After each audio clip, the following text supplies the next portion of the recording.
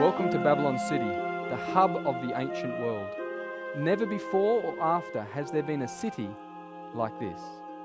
The Bible calls it the glory of kingdoms, the beauty of the Chaldees' excellency. On entering this city, Daniel and his companions were immediately placed in the Babylonian education system. In 603 BC, their third year, they completed their education, and in the same year entered the service of the king. Nebuchadnezzar was in his second year reign as sole ruler, which was his fourth year reign, according to Jewish chronology, commencing when he was joint ruler with his father. Events occurred that severely tested the integrity of these youthful Hebrews and proved to an idolatrous nation the power and faithfulness of God. And in the second year of the reign of Nebuchadnezzar, Nebuchadnezzar dreamed dreams, wherewith his spirit was troubled, and his sleep brake from him. This remarkable dream made a deep impression upon the mind of Nebuchadnezzar, but he found it impossible to recall the particulars. History tells us why this was such a problem for the king. In Mesopotamia, the king was viewed as the cultic mediator between God and man. As head of all the priests of the country, he had important cultic functions at the New Year's festival. The king may be the recipient of a direct revelation of the will of a god. In Mesopotamia, the duty of the king to ascertain the will of the gods was more strongly emphasized. A directive of the gods could result from omens, dreams, or reading the entrails of offerings. All major undertakings of the king were dependent on directives of the god, who was to be consulted in advance. So forgetting the dream was like forgetting a direct revelation from God about future events. And that's exactly what it was. Then the king commanded to call the magicians and the astrologers and the sorcerers and the Chaldeans, for to show the king his dreams. So they came and stood before the king. The king called for all the spiritualistic groups in Babylon, but not for Daniel and his friends. Why? Because they did not belong to such classes of people. The king offered great rewards for revealing the dream or a gruesome death for failing to fulfill his demands. The king did not get his request. For this cause the king was angry and very furious, and commanded to destroy all the wise men of Babylon. And the decree went forth that the wise men should be slain. And they sought Daniel and his fellows to be slain. After this decree, Daniel secured extra time from the king. The sacred record tells us that he returned home, informed his companions, and they sought the Lord to unveil the dream to them. Then was the secret revealed unto Daniel in a night vision. Then Daniel blessed the God of heaven. Daniel answered and said, Blessed be the name of God forever and ever, for wisdom and might are his.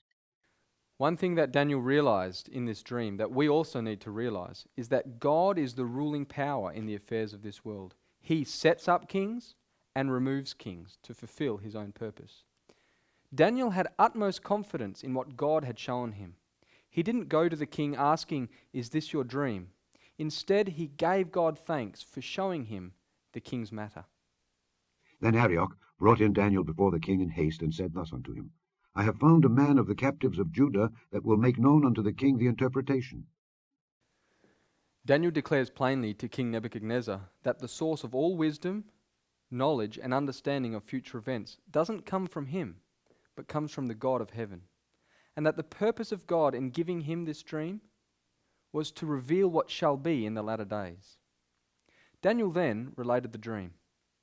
Thou, O king, sawest, and behold, a great image. This great image, whose brightness was excellent, stood before thee, and the form thereof was terrible. This image's head was of fine gold, his breast and his arms of silver, his belly and his thighs of brass, his legs of iron, his feet part of iron, and part of clay. Thou sawest, till that a stone was cut out without hands, which smote the image upon his feet that were of iron and clay, and brake them to pieces. Then was the iron, the clay, the brass, the silver, and the gold broken to pieces together, and became like the chaff of the summer threshing floors, and the wind carried them away, that no place was found for them. And the stone that smote the image became a great mountain, and filled the whole earth.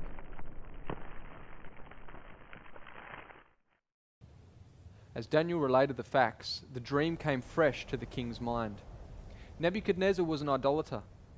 Therefore, this image was an object which at once commanded his attention and respect. This image is a comprehensive outline of world history.